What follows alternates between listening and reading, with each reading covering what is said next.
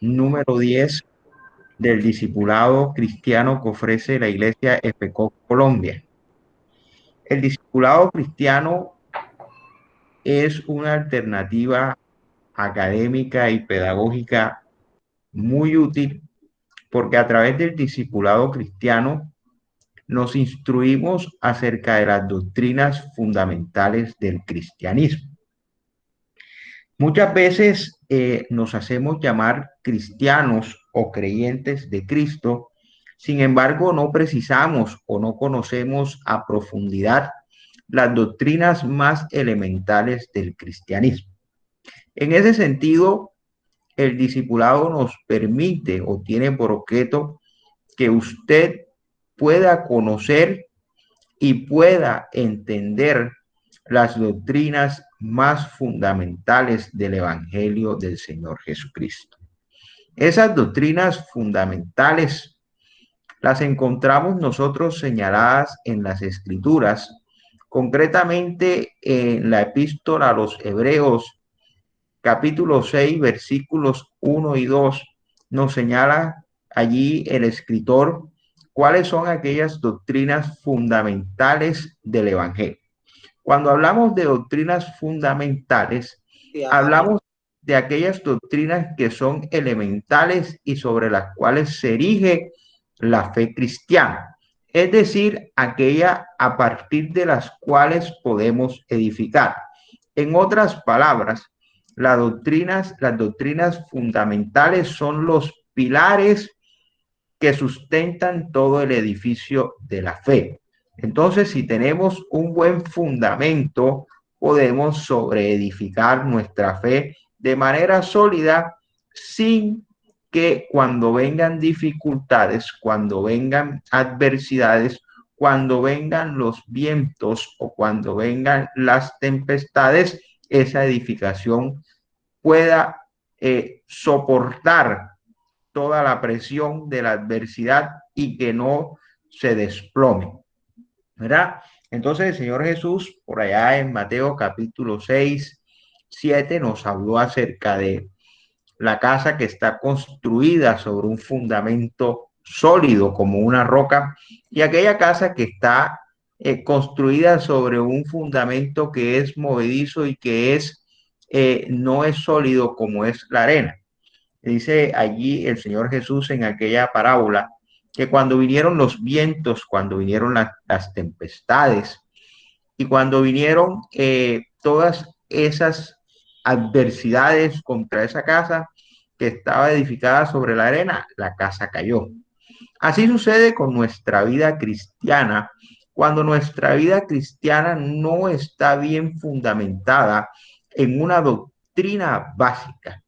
Para que nuestra vida cristiana esté bien fundamentada, nosotros tenemos que entender claramente las doctrinas elementales del Evangelio.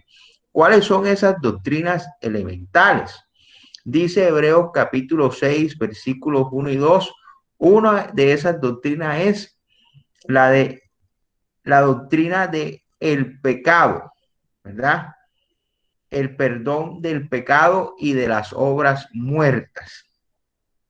La doctrina de bautismos, la doctrina de resurrección de los muertos, la doctrina de imposición de manos, la doctrina de la fe en Dios y la doctrina del juicio eterno.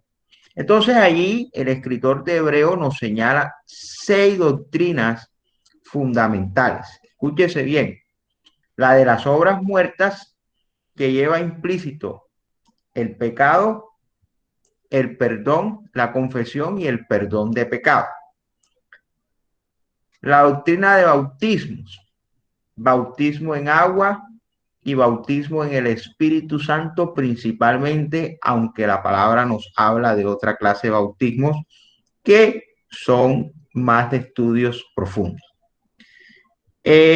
La doctrina de la resurrección de los muertos es una doctrina fundamental, la resurrección de los muertos, sobre la cual se erige la fe cristiana, porque para la fe cristiana es fundamental la resurrección de Cristo de entre los muertos y la futura resurrección de los que hemos creído en Cristo y han muerto.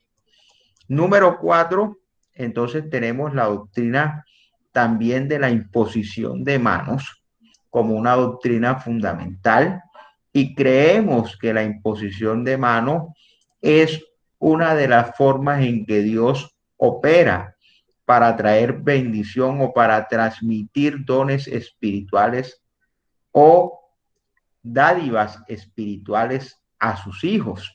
Entonces, la imposición de manos también es una doctrina fundamental. La doctrina del juicio eterno también viene a ser una doctrina fundamental del Evangelio que estudiaremos en su momento. Y así entonces, en el día de hoy, corresponde estudiar en esta sesión una doctrina muy fundamental que es la resurrección entre los muertos. Voy a compartir entonces la presentación de la sesión del día de hoy para que todos ustedes puedan ir siguiendo la disertación.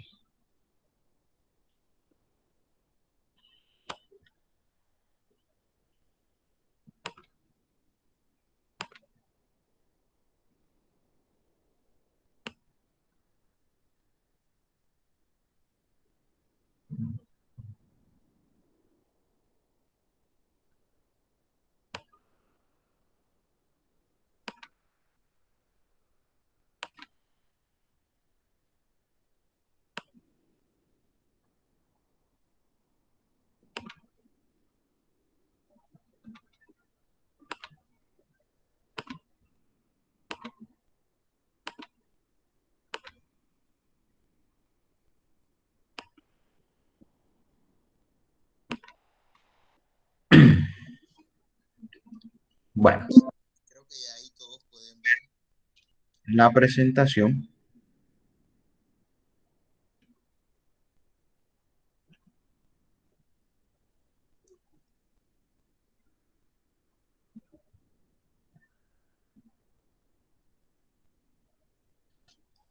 Ok, si bien la muerte de Cristo es lo que Él vino explícitamente a hacer en este mundo, la resurrección no es menos importante históricamente, ya que valida las pretensiones de Cristo. Solo por la resurrección es que el Evangelio de la cruz pudo ser comprendido y luego conservado y transmitido a través de los siglos hasta nosotros. Lo importante de la resurrección se ve desde los primeros instantes de la era cristiana. Bueno, ¿por qué es importante el tema de la resurrección de Jesucristo? Hemos venido hablando en clases o sesiones anteriores acerca de otras doctrinas fundamentales, acerca, por ejemplo, de la doctrina de el arrepentimiento de las obras muertas o del pecado. También hablamos de cuáles fueron los efectos o cuáles son los efectos del pecado en la humanidad. Entre ellos comenzamos entonces a señalar conceptualmente lo que es el pecado y definimos que desde el marco conceptual, el pecado es entonces la infracción o el quebrantamiento a las leyes establecidas por Dios. Y establecemos diferencias conceptuales entre lo que es un delito y lo que es un pecado. Dijimos entonces que el delito es la infracción o quebrantamiento de una ley humana, en tanto que el pecado es la infracción a las leyes divinas. Por eso hay que tener claro esos conceptos para no caer en imprecisiones gramaticales al momento de nosotros conceptualizar una u otra acción.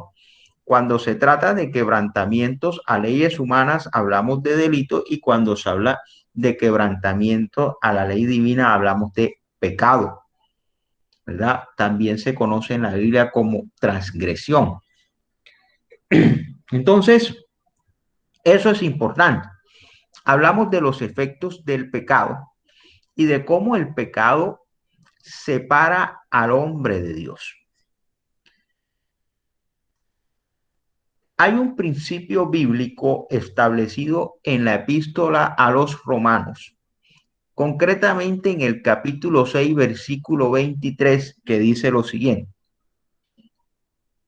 la paga más la paga del pecado es muerte. Perdón, porque la paga del pecado es muerte, más la dádiva de Dios es vida eterna en Cristo Jesús. Concentrémonos en la primera parte de ese versículo bíblico, Romanos 6:23, porque la paga del pecado es muerte. Entonces, la paga por nuestros pecados es la muerte. La muerte, el pecado, hemos explicado, produce la separación o produjo la separación entre el hombre y Dios. Por esa razón, como estudiamos en la clase que correspondió a la tentación y al pecado, fue que Dios expulsó a Adán y a Eva del huerto del Edén. Y desde aquel entonces surgió una separación entre Dios y el hombre. Y surge una separación entre Dios y el hombre porque uno de los atributos o características que entrañan el carácter de Dios es la santidad. La santidad es conceptualmente o es un término que podemos definir como que es un atributo de Dios que le impide estar ligado al pecado o al mal. Dios no puede ser tentado por el mal, dice el apóstol Santiago en su epístola, ni él tienta a nadie. Entonces, Dios está apartado del pecado y está apartado de toda obra de maldad. Eso implica que Dios es un Dios santo. En él no se encuentra pecado alguno. Cuando el hombre peca, esa naturaleza pecaminosa es asumida por el hombre en su condición humana. Por lo tanto, al ser asumida esa naturaleza pecaminosa por el hombre, eso en sí hace que el hombre esté apartado de Dios, porque Dios no se junta con el pecado. Esa separación que produjo el pecado del hombre, Dios trató o buscó una solución para él. Y la solución era que el unigénito Jesucristo fuese a la cruz a morir.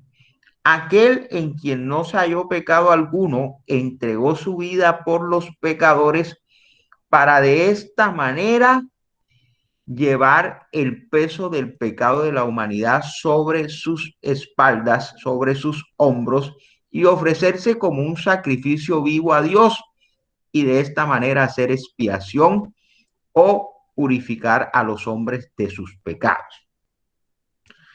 Bueno, creo que hasta allí vamos entrando en materia.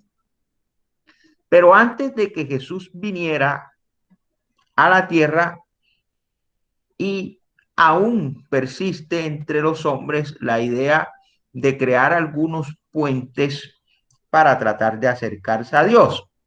Puentes que vienen a ser insuficientes y que nos impiden acercarnos a Dios. Entonces, hay algunas personas que piensan que haciendo lo que moralmente es correcto, pueden ganarse la buena voluntad de Dios. Hay personas que creen que haciendo misericordias o haciendo buenas obras pueden alcanzar el perdón divino. Esto no es malo y no estoy diciendo que no se debe hacer. Sin embargo, no es el puente que te permite restaurar tu relación con Dios. El único puente válido para restablecer la comunicación con Dios se llama Jesucristo, y el pacto de la cruz. Allí en ese pacto de la cruz fue donde se consumó la obra redentora de Jesucristo. Por esa razón, Jesucristo al morir y cuando encomendó su espíritu, le dijo al Padre, hecho está, ¿verdad? Allí en esas palabras, el Señor ratificó que había cumplido con lo que había venido a hacer. Y es que Jesús había venido a la tierra con el propósito de morir. Y en la muerte de Cristo está el triunfo del pecado. Sin embargo, el triunfo sobre la muerte, cuando Jesús resucita de entre los muertos, es la verdadera victoria de Jesús sobre la muerte y sobre el pecado. De tal manera que la importancia de este evento no es menor, porque la verdadera importancia no está en la muerte, mas está en la resurrección de Cristo. Pues de nada hubiese servido que Cristo hubiese muerto en la cruz y no hubiese resucitado. El hecho relevante está en que no solo murió, sino que al tercer día resucitó, levantándose, como dice la escritura, de entre los muertos. Allí está el hecho relevante, en que no encontramos a Jesús en una tumba. Y eso es lo que diferencia a Jesús de las demás deidades que hoy se pueden adorar, ¿verdad? De Buda, de cualquier otra deidad que hoy se pueda adorar. Eh, la diferencia es que ninguno de ellos resucitó de entre los muertos.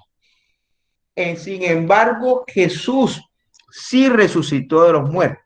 Y eso es un evento históricamente reconocido. No solamente es un evento que viene señalado en las escrituras, sino que hay mucha documentación histórica que detalla ese evento. Y la misma historia nos hace ver la existencia y la trascendencia de la existencia de Jesucristo, porque en el mundo entero la historia se divide en dos, en un antes y un después de Jesucristo. De tal manera, mis queridos amigos, que la historia testifica de la trascendencia de la vida de Jesucristo y de la resurrección de Jesucristo en la tierra. Son hechos indubitables, hechos incontrovertibles, hechos que están allí y que marcan la historia de generación tras generación, de tal manera que nadie puede hoy asegurar que Jesús no resucitó de entre los muertos. Tenemos hechos indubitables, tenemos testimonios de muchas personas que presencialmente estuvieron allí y pudieron observar el hecho de la resurrección. Tenemos en la Biblia el testimonio de unos soldados romanos que pudieron percibir cómo Jesús resucitó de entre los muertos. Tenemos el testimonio de los discípulos que luego de la resurrección de Cristo se hicieron mártires del evangelio y que entregaron su vida convencidos que habían de resucitar de entre los muertos. Así como Cristo resucitó entre los muertos, así también ellos resucitarían de entre los muertos. Tenemos muchos testimonios, tenemos muchas pruebas que dan certeza de la resurrección de Jesucristo. No es un evento menor, entonces, la resurrección de entre los muertos. Hasta cierto punto, los discípulos habían creído en Cristo antes de su muerte y su resurrección. Un ejemplo de su fe inmadura pero genuina lo constituye el testimonio de Pedro. En Mateo capítulo 16 se nos narra un evento o una conversación que el Señor Jesús sostiene con sus discípulos. Y el Señor Jesús inicia la conversación haciéndoles una pregunta a sus discípulos. Aquí, en el contexto, la pregunta que les hace el maestro es, ¿quiénes dicen los hombres que es el Hijo del Hombre? En otras palabras, Jesús le dice, ¿quiénes dicen los hombres que soy yo? Y entonces comienzan los discípulos a contestar y a responderle a Jesús acerca de lo que dicen los hombres acerca de él. Y entonces hay unos que dicen, Señor, hay unos que dicen que tú eres Juan el Bautista, otros dicen que tú eres Elías, que ha resucitado. Y en ese momento, el apóstol Pedro, iluminado por el Espíritu Santo, hace una confesión inspiradora y le dice, tú eres el Cristo, el Hijo del Dios viviente, el Cristo, el ungido, el prometido, el que ha de venir, el Hijo del Dios viviente. Y así le responde Pedro, con esa convicción y con esa fe que pareciese en ese momento de que no había nada en este mundo que pudiera hacer que Pedro titubeara en su fe. Pareciese que después de esa confesión no había nada en este mundo que pudiera hacer dudar a Pedro de esa verdad que él mismo acababa de declarar. Porque Pedro estaba declarando, primero, tú eres el Cristo, el ungido, y luego dice, el Hijo del Dios viviente. Pedro estaba reconociendo que Jesús era el Hijo de Dios y que además era el Cristo, el Redentor. Dos verdades importantes sobre la cual Pedro estaba edificando su fe. Sin embargo, la fe de Pedro sería duramente golpeada por la crucifixión de Cristo. Y así la fe de todos los discípulos, tanto que sus seguidores ya habían comenzado a dispersarse y volver a sus lugares de origen. Y Pedro, que había dado ese testimonio tan asombroso, había negado al Señor Jesús 3 veces en la noche del arresto de Cristo, antes de su crucifixión. Estos hombres y mujeres habían creído, pero luego del arresto y la crucifixión habían escondido sus creencias. Y es aquí donde quiero hacer énfasis en lo que dije a manera de introducción de esta sesión. Fíjense que esta fe que habían declarado los seguidores de Jesús, entre ellos los discípulos, se disipó y menguó cuando vino la adversidad. Cuando vino el arresto y la crucifixión de Cristo, todos sus seguidores se dispersaron, lo dejaron solo. El mismo Pedro, que había hecho esta extraordinaria declaración, le negó 3 veces y aún maldijo en aquel día. La muerte y la resurrección de Jesús era el centro de su mensaje. Jesús mismo le había enseñado el camino la tarde de su resurrección cuando les había enseñado a sus discípulos. La resurrección de Jesús marca un nuevo comienzo. Así como el pecado es la separación entre Dios y los hombres,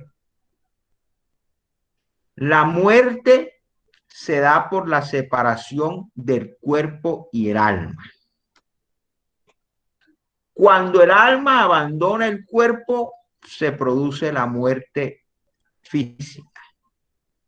Entonces, la muerte física se produce por la separación del alma, del espíritu, del cuerpo físico. Y ese espíritu, dice la escritura, vuelve a su creador. Entonces, aquí, cuando llegó la adversidad, los seguidores de Cristo se apartaron de él, lo abandonaron, lo dejaron.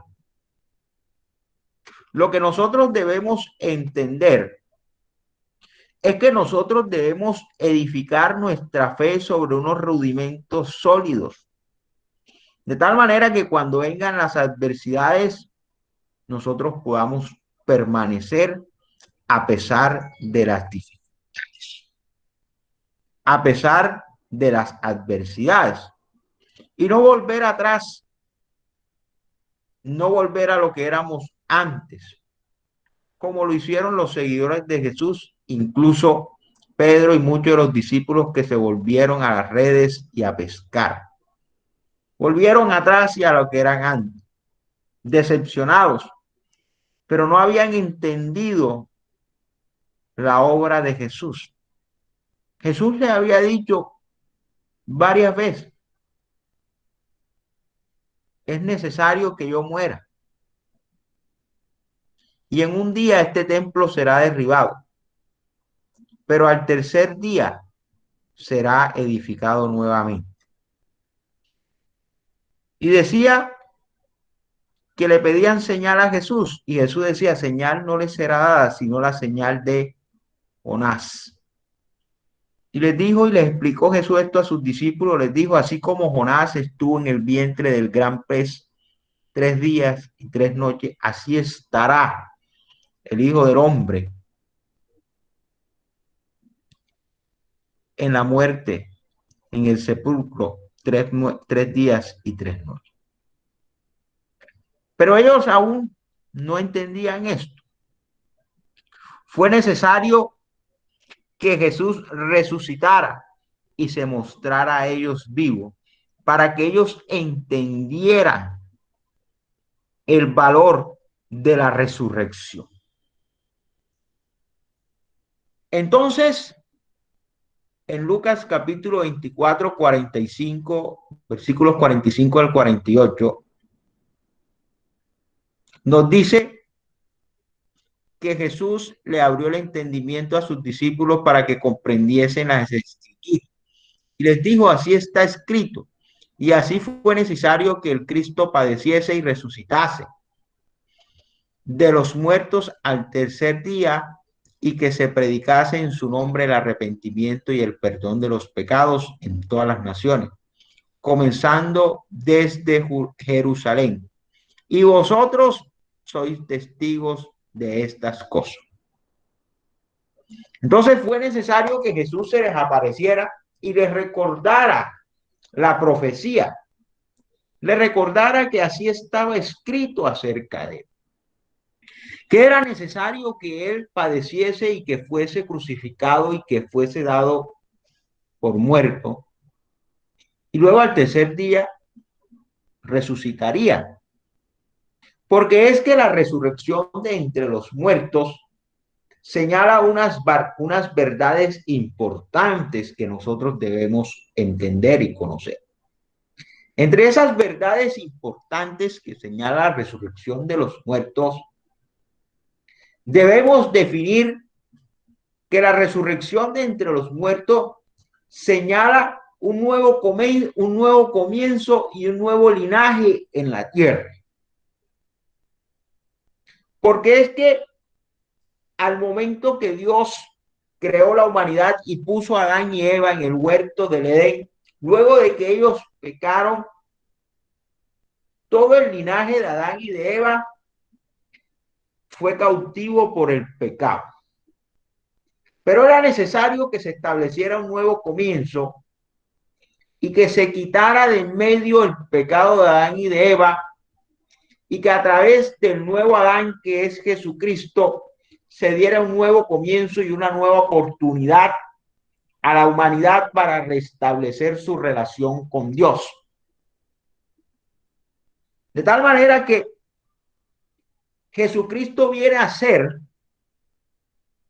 la piedra angular, como lo llama el apóstol Pedro. La pieza o el personaje más importante de la fe cristiana. Porque es que Jesús viene a ser el núcleo esencial del nuevo pacto. Es en Jesús que nosotros tenemos salvación y perdón de los pecados. Es en Jesús que nosotros tenemos redención por su sangre.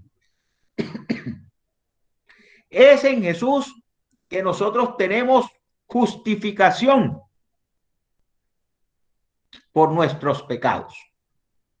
Es en Jesús que nosotros obtenemos el lavamiento y la santificación en su sacrificio y en su sangre. Es en Jesús en que nosotros encontramos una nueva vida.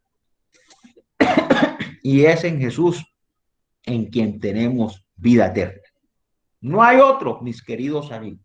Y aquí quiero sentar una base fundamental. Si usted quiere edificar su fe y una fe sólida, usted tiene que entender que en Jesús es que usted encuentra todas estas cosas. No en nadie más. No hay otros puentes que le permitan llegar a Dios Padre. No hay otros puentes. Solamente Jesucristo. No son las buenas obras. No son las conductas moralmente correctas. No es la religiosidad. Tampoco es pedirle a los santos. Tampoco es pedirle a la Virgen. Es Jesús, porque fue Jesús el único que fue a la cruz, que murió y que resucitó de entre los muertos. No hay otro que haya muerto y que haya resucitado. Ese pilar fundamental es la piedra angular de nuestra fe. La fe en Jesucristo. Entonces, aquí hay dos doctrinas que van de la mano. La resurrección entre los muertos y la doctrina de la fe en Dios. Nuestra fe tiene que estar en Dios. Fue el primer mandamiento que Dios le dio a los israelitas y luego a toda la humanidad. Amarás al Señor tu Dios de toda tu mente y de todo tu corazón. Solamente a Él adorarás y solamente a Él servirás. Segundo mandamiento, no te harás ninguna imagen ni ninguna semejanza de lo que está arriba en el cielo, ni debajo en la tierra, ni debajo de la tierra. Dios señaló desde los inicios que Él era el centro de la adoración y que Él es la piedra angular y que nuestra fe debe centrarse en Él y en nadie más.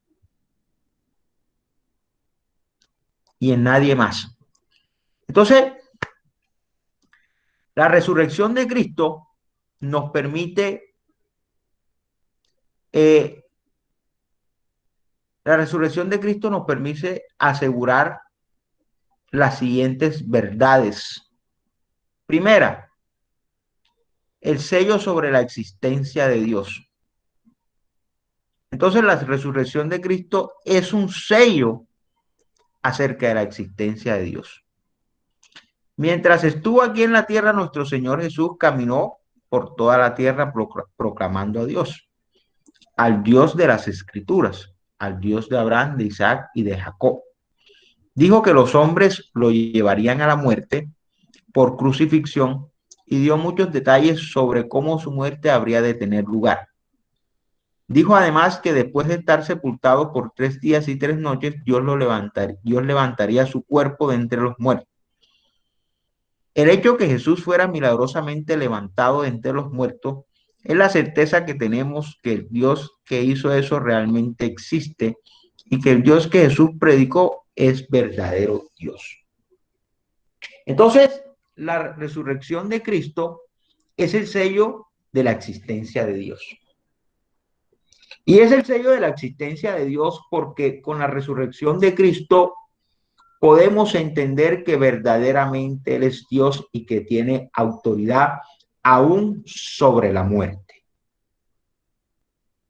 A mí me encanta y no me canso de repetirlo. Cada vez que puedo repetirlo, lo repito. Las formidables y muy elocuentes palabras del apóstol Pedro el día del Pentecostés. En ese discurso maravilloso del apóstol Pedro, donde se convirtieron alrededor de 3.000 personas, él hace una descripción de manera poética y haciendo un símil acerca de la resurrección de Cristo. Y dice el apóstol Pedro allí que esos 3 días que Jesús estuvo muerto, dice que la muerte lo retuvo como con dolores de parto. Esa expresión y ese símil que establece allí el apóstol Pablo entre el tiempo que Jesús duró en el sepulcro y los dolores que padece una mujer que está a punto de dar a luz, me parece maravilloso. El apóstol Pedro dice, mire, esos 3 días que Jesús estuvo allí en el sepulcro, la muerte lo retuvo en su vientre como con dolores de parto. Es que esos 3 días que Jesús estuvo allí, realmente Jesús era gestando vida y estaba abriendo paso y un nuevo puente y un nuevo camino para traer nueva vida a la humanidad. Era el nacimiento de un nuevo linaje y de una nueva generación, según Cristo. Y la muerte no lo podía retener y sufría como con dolores de parto. Por eso también el apóstol Pablo, de manera muy elocuente, dice, ¿dónde está muerte tu aguijón? Oh sepulcro, tu victoria, que no pudiste retener al Rey de la Gloria. Aleluya. ¿Dónde está muerte tu aguijón? Oh sepulcro, tu victoria, que no pudiste retener al Dios de la gloria. Imagínense los sufrimientos de la muerte. Jesús, que es Dios y que la Biblia señala que es el dador de la vida. Allí 3 días en el sepulcro, la muerte no podía ni retenerlo, pero tenía que aguantar los dolores y tenía que estar allí 3 días para que se cumpliese lo dicho por el profeta y lo dicho en las profecías. Y esos 3 días fueron los días más tormentosos para la muerte, dice el apóstol Pedro, los retuvo como con dolores de parto. Finalmente, al tercer día, se abre paso a la nueva vida. Jesús es resucitado, colocando el sello de la existencia de Dios y de la soberanía de Dios aún sobre la muerte. Maravilloso. Dios es un Dios de vida. Y no solo es un Dios de vida porque es el autor de la vida, sino porque sometió a su imperio a quien tenía el imperio de la muerte. dicen las Escrituras, demostrando que todas las cosas están sujetas por estrado de sus pies. El segundo sello que nosotros podemos encontrar a partir de la resurrección de Cristo, la segunda verdad que se encuentra sellada con la resurrección de Cristo, es el sello sobre la deidad de Cristo. Habíamos hablado en sesión anterior sobre la divinidad de Cristo y habíamos indicado que mientras Jesús estuvo en la tierra, Jesús era 100% Dios y 100% hombre. Que Jesús para venir a la tierra lo que hizo fue despojarse de su forma divina, mas no se despojó de su divinidad. Una cosa es despojarse de su forma o apariencia divina para tomar forma humana, y otra cosa muy distinta es despojarse de su naturaleza divina. Jesús no se despojó de su naturaleza divina. Nunca lo hizo. Él se despojó de su forma de Dios y tomó forma de hombre y habitó entre nosotros. Sin embargo, Jesús, estando en la tierra, era 100% hombre y 100% Dios. Y ese es un tema que abarcamos ampliamente cuando estudiamos la divinidad de Cristo. Jesús, mientras vivió en la tierra, dijo ser igual a Dios y que Dios lo levantaría entre los muertos el tercer día después de su ejecución por las autoridades judías y romanas. El hecho de que Jesús haya resucitado de entre los muertos es un testimonio indubitable de su divinidad. Es la certeza de que Jesús es Dios. Y les decía anteriormente que no encontramos en ninguna de otras deidades, ni en Buda, ni en John Smith, que es el profeta que siguen los testigos, los mormones, ni Buda, ninguno de ellos se puede predicar que resucitó. Usted todavía puede ir a visitar la tumba de Buda y ahí estarán sus restos, la tumba de John Smith y ahí estarán sus restos. Pero si usted va a la tumba de Jesús, usted no encontrará allí ningunos restos acerca de Jesús. Porque el Cristo resucitó, poniendo el sello de su deidad y haciéndonos entender que Él es Dios. Otra verdad que quedó sellada, otra verdad que quedó sellada con la resurrección de Cristo fue que Jesús es nuestra resurrección. Jesús fue muerto porque nosotros habíamos transgredido la ley y fue resucitado para que nosotros seamos justificados. De tal manera que hoy nosotros podemos presentarnos justos como justos a Dios a través de Jesús. El capítulo 1 y capítulo 2 de Colosenses lo explica de la siguiente manera. Dice que el acta de los decretos que nos era contraria fue quitada de en medio y fue clavada en la cruz. Aquella acta donde estaban todos los decretos contra la humanidad y con la que Satanás, que es el acusador, nos acusaba ante Dios por nuestros pecados y por nuestras transgresiones, fue quitada en medio por Jesucristo, porque Jesucristo llevó en su propio cuerpo nuestras enfermedades, nuestros pecados y nuestras transgresiones. Aquel que no tenía pecado alguno se hizo pecador por nosotros, para que nosotros hoy podamos presentarnos justos ante Dios. Se lo voy a explicar en términos más sencillos. Nosotros teníamos una deuda con Dios por causa del pecado. Esa deuda, según Romanos 6:23, solamente se puede pagar con la muerte. Romanos 6:23 dice, porque la paga del pecado es muerte.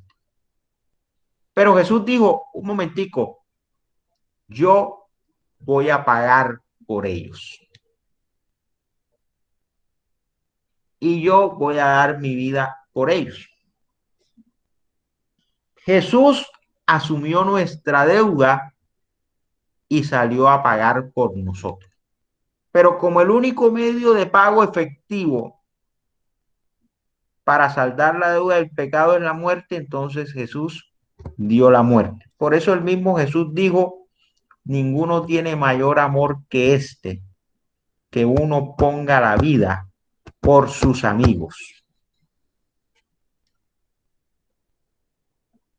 Entonces fue Jesús y pagó nuestra deuda en la cruz a través de la muerte. Como ya Él pagó esa deuda, entonces a los que hemos creído en Él y hemos aceptado ese sacrificio, esa deuda a nosotros nos ha sido cancelada. ¿Por qué? Porque nosotros aceptamos el sacrificio de Jesús. Y al aceptar el sacrificio de Jesús, aceptamos también el pago que Él hizo. En otras palabras, nosotros entramos en una relación de convenio o de contrato con el Señor.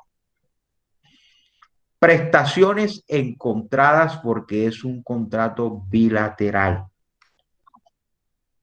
¿En qué consiste? Consiste en que el Señor da su vida por nosotros y a cambio de eso nosotros recibimos justificación, redención. Hola, bebé, ¿cómo estás? Le agradezco que por favor silencien los micrófonos. Nosotros recibimos justificación, redención, restauración, vida eterna, justificación, santificación y expiación. Esa es la contraprestación en esa relación de pacto. ¿Y qué recibe el Señor como contraprestación? Recibe un nuevo linaje y unos nuevos hijos, y por esa razón hoy nosotros le podemos llamar Abba Padre. Por esa razón nosotros le podemos llamar Abba Padre, porque a todos los que le recibieron y a los que creyeron en su nombre, le dio la potestad de ser hechos hijos de Dios. Dice el primer capítulo de Juan, primer capítulo de Juan, versículo 12. Mas a todos los que creyeron, a los que le recibieron, le dio la potestad de ser hechos hijos de Dios. Y entonces hoy recibimos la justificación. Tenemos nuestro saldo en cero a través del sacrificio de la cruz, de tal manera que cuando nos sacan la deuda y nos dice, Satanás le dice a Dios, un momentico, que es que este señor tiene este prontuario y ha cometido estos pecados y ha transgredido las leyes divinas, mira cuántas veces. Ahí está Jesús para decirle, no, no, no, no, un momentico. Es que él está justificado, porque yo soy su justificación. Yo pagué esa deuda en la cruz. Yo morí por sus pecados. De tal manera que no es necesario que él muera nuevamente, porque ya yo morí por él. Mire cuán maravilloso es el sacrificio de Jesús, que murió por nuestros pecados. Entonces, la resurrección de Jesucristo también sella una gran verdad. La verdad de que en Él estamos justificados. Un cuarto sello de esta verdad es el sello sobre la santificación. La resurrección de Jesús es una prueba que el cristiano puede vivir una vida agradable a Dios. Las enseñanzas de la Biblia por las que, según los estándares de Dios, no hay nada bueno en la gente se cumplen tanto para cristianos y no creyentes. Las personas son capaces de hacer cosas buenas al medirlas con estándares humanos, pero nadie puede hacer el bien según los estándares de Dios porque todo lo que hacemos es corrupto. No puede haber una victoria humana sobre el pecado, pero si Jesús vive, entonces su vida puede vivirse en nosotros y es posible una santidad en él. ¿Cómo así? Que su vida puede vivirse a través de nosotros. El apóstol Pablo lo dijo en estas palabras. Pues ya no vivo yo, ahora vive Cristo en mí. Y lo que vivo ahora lo vivo en la fe del Hijo de Dios. Jesús, antes de partir, le dijo a los discípulos, yo me voy, pero no teman que yo no los dejaré huérfanos. Enviaré al Consolador, el cual estará con vosotros y en vosotros. El apóstol Pedro lo dice en estas palabras. Hemos venido a ser participantes de una naturaleza divina. ¿Y qué tiene todo esto en común? ¿Qué tiene todo esto en común? Lo que tiene en común es que lo que antes no podíamos hacer por nuestra naturaleza humana, que era vivir apartados de lo malo y del pecado, hoy sí podemos hacerlos a través de la naturaleza divina. Naturaleza divina que recibimos al creer en Jesús y en su resurrección de entre los muertos. Porque al creer en esa naturaleza recibimos santificación. Y esa santificación es una santificación que es operada en nosotros a través del Espíritu Santo que llega a morar con nosotros y a morar en nosotros. De tal manera que el Espíritu Santo en nosotros imparte una nueva naturaleza, ya no una naturaleza según Adán o una naturaleza humana, sino la naturaleza divina, la naturaleza de Cristo. A través de esa naturaleza que comienza a germinar en nosotros, que comienza a dar fruto en nosotros, entonces esa naturaleza divina que es contraria a la naturaleza humana nos mantiene alejados del pecado, porque todo lo que es de la naturaleza divina está apartado del pecado. Entonces, por causa de esa nueva naturaleza en nosotros, que es operada por el Espíritu Santo, nosotros recibimos santificación. Es decir, nos vamos limpiando de nuestra maldad y nos vamos limpiando de nuestros pecados y comienza a darse un proceso que se llama el proceso de regeneración. Y es cuando usted comienza a ver lo que es inentendible a veces para el ser humano. Y es que comienza a ver que personas que tenían una conducta anteriormente muy cuestionable y muy reprochable, de manera, digamos, a veces que increíble, comienzan a mostrar unos comportamientos totalmente contrarios a lo que eran antes. Y es cuando viene la incredulidad de los hombres y empiezan a decir, bueno, y este no es que era aquello, era este, y ahora quien lo ve ahí se las tira de cristiano, ahora es el buen samaritano, ahora... ¿Por qué? Porque la mente humana no, todavía no alcanza a entender la transformación que se surte al interior de una persona a causa de la santificación o el nuevo nacimiento que opera el Espíritu Santo en nosotros. Tal manera que ahora tenemos una naturaleza totalmente distinta. Y debemos entender que hay un principio bíblico que Dios estableció en la creación.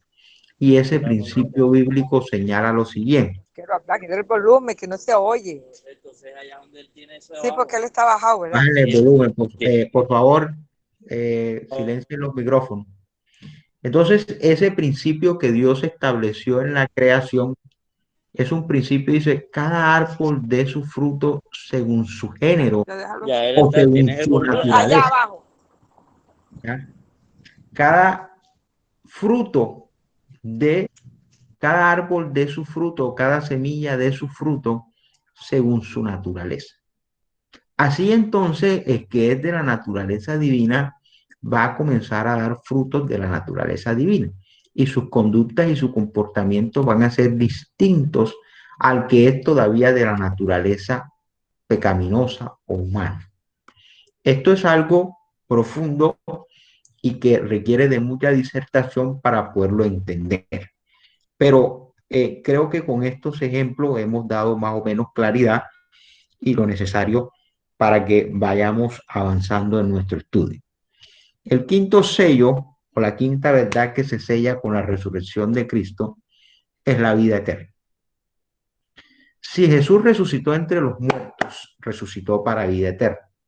Esa es la esperanza que nosotros tenemos, que si Jesús resucitó, entonces nosotros también resucitaremos junto con Él. Porque es que, ¿de qué serviría a nosotros predicar la resurrección si Cristo no hubiese resucitado?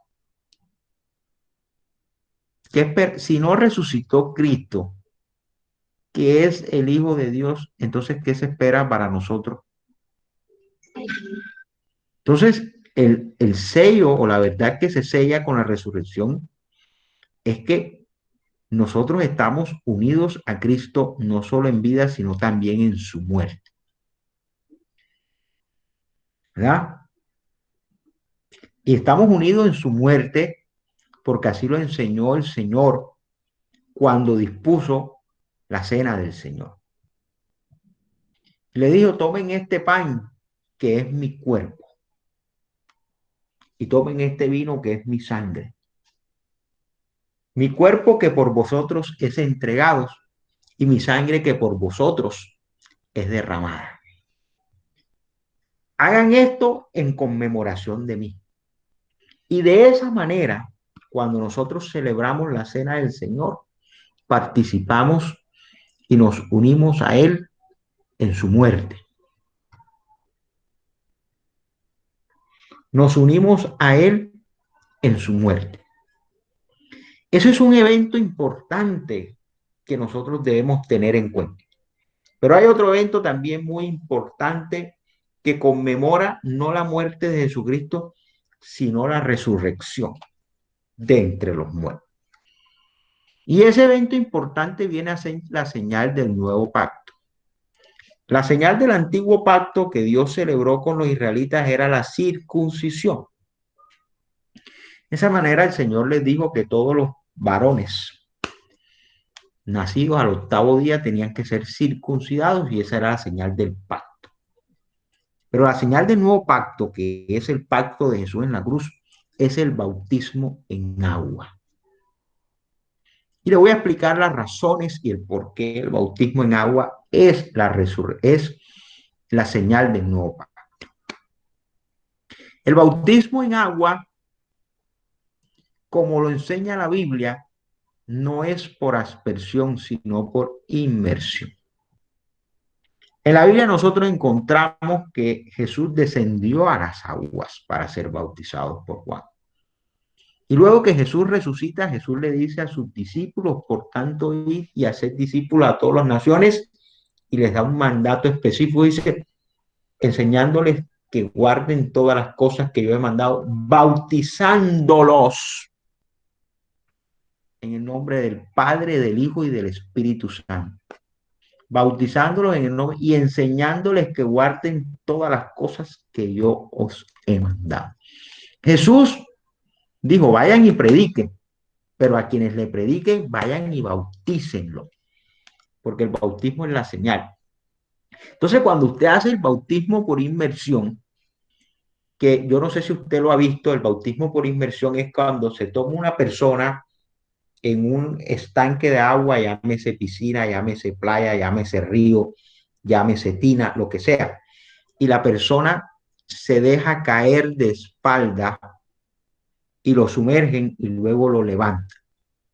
Ese acto, ese acto, así como lo señala la escritura, es el símbolo de la resurrección de Cristo. Y significa que usted cuando desciende a las aguas, usted va muriendo junto con Cristo. Y cuando lo levantan, usted se levanta para una nueva vida en Cristo. Por eso es importante que nosotros entendamos la manera como nosotros, como cristianos, participamos simbólicamente de la muerte de Jesús, pero también participamos de su resurrección. Participamos de la muerte cuando tomamos la cena del Señor y participamos de la resurrección cuando somos bautizados en agua.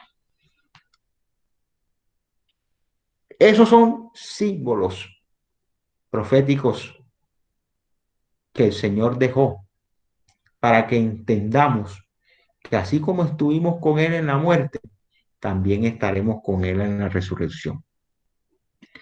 Jesús dijo en Juan 14:3, y si me fuere os prepararé un lugar, vendré otra vez y os tomaré a mí mismo, para que donde yo estoy, vosotros también estéis. Jesús le dijo a sus discípulos, le dijo, es necesario que yo muera, pero no se preocupen, yo vendré otra vez y los tomaré, para que donde yo estoy, vosotros también estéis. Le digo, yo me voy, pero me voy a prepararles una morada. Entonces fue la promesa que el Señor le dejó a sus discípulos. No solo les aseguró que resucitaría, sino que también le dijo, vendré también por ustedes, para que donde yo estoy, vosotros también estéis. El apóstol Pablo también disertó sobre este asunto y dijo, en Primera de Tesalonicenses capítulo 4, versículo 14, dice, pero si creemos que Jesús murió y resucitó, así también traerá Dios con Jesús a los que durmieron en él. Dice la Escritura que Jesús fue resucitado y es hecho primicia de entre los que hemos de resucitar. Jesús es la primicia de los que han de resucitar.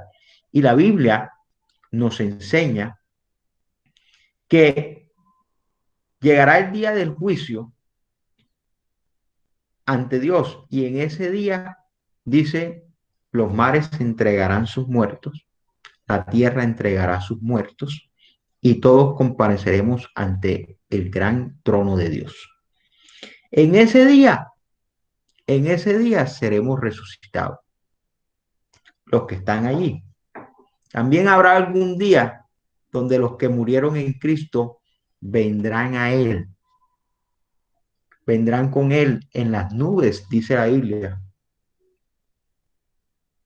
con voz de mando y con voz de trompeta. Que allí se va a consolidar la segunda venida de Cristo. En días pasados hablábamos en el devocional que la primera venida de Cristo estableció el reino de Cristo de manera espiritual. Entonces, el reino de Cristo hoy está establecido en la tierra, pero de manera espiritual. Por eso se predica el evangelio, por eso hay oración, por eso hay ayuno y se materializa el reino espiritual de Cristo. Pero en la segunda venida de Cristo, el Señor establecerá su reino físico y real. Y literalmente gobernará y juzgará a las naciones de la tierra. Así entonces pasamos a la sexta verdad que se sella con la resurrección de Cristo. Y es la verdad sobre el juicio de Dios. La resurrección de Jesucristo es también la garantía del juicio final sobre todos los que rechazan el Evangelio. En el Areópago, Pablo dijo que Dios ha establecido un día en el cual juzgará al mundo con justicia por aquel varón a quien designó, dando fe a todos con haberle levantado de los muertos. Eso está en Hechos capítulo 17, versículo 31. Allí lo dijo muy claro el apóstol Pablo. Dios ha establecido un día en el cual juzgará al mundo con justicia por aquel varón a quien designó, dando fe con haberle levantado de los muertos. Y Dios establecerá que la resurrección de Cristo será un juicio justo. Y será un juicio justo porque Dios ha puesto la salida en mano de cada persona. Y le ha demostrado a toda la humanidad que la salida se llama Jesús. Le ha dado la oportunidad de arrepentirse de sus pecados, de creer en el Evangelio de Jesucristo y de recibir la vida eterna. Pero si aún así, teniendo todo el plan de salvación ejecutado y a la vista y con pruebas incontrovertibles, la persona decide no creer en Jesús, entonces vendrá el juicio de Dios y será un justo juicio porque sería injusto que Dios juzgara a una persona sin haberle dado la oportunidad de que se arrepienta. Pero si la persona, habiendo conocido a Cristo, decidió no seguirle, entonces Dios le juzgará con toda justicia, porque habiendo conocido el camino de la salvación, decidió en su libre albedrío no tomarlo. Entonces, la resurrección de Cristo pone el sello de que el juicio de Dios será un juicio justo. Mis queridos hermanos, mis queridos amigos, muchas gracias por haber escuchado esta disertación y esta sesión el día de hoy. Como dijo la pastora Mónica, esta sesión está siendo grabada. Si usted tiene alguna pregunta, alguna duda, puede dejar sus comentarios ahí en el chat y estaremos tomando nota para tratar de darle respuesta en la próxima sesión. Que Dios les bendiga. Si alguno que está en la sesión quiere hacer hoy la oración de fe, todavía no lo ha hecho, pero hoy siente en su corazón dar el paso de seguir a Cristo, puede hacer conmigo esta oración de fe. Pero le voy a decir algo que siempre lo digo, porque el tomar la decisión de seguir a Dios no es una decisión que se puede tomar a la ligera. Esta es una decisión que implica una determinación y un compromiso ante Dios. Entonces no es algo que se puede tomar a la ligera. Si usted cree que todavía su corazón no está preparado, no se apresure. Todavía nos quedan unas 8 o 9 sesiones más. Y después de eso, usted puede seguir también escuchando la palabra de Dios hasta que usted realmente esté convencido de la fe en Cristo. Porque la fe en Cristo tiene que generar ese convencimiento en usted. Y cuando eso se produzca, ese convencimiento en usted de quién es Jesús y que Jesús es el Hijo de Dios y que Jesús es el camino, entonces yo le garantizo que podrán venir adversidades, su casa estará fundamentada sobre la roca porque usted tiene el convencimiento y tiene el conocimiento de quién es Jesús. Pero si usted todavía no tiene claridad acerca del Evangelio y de Jesús, no se afane. Por el contrario, si usted ya tiene claro y siente que está listo, le invito a hacer conmigo esta oración.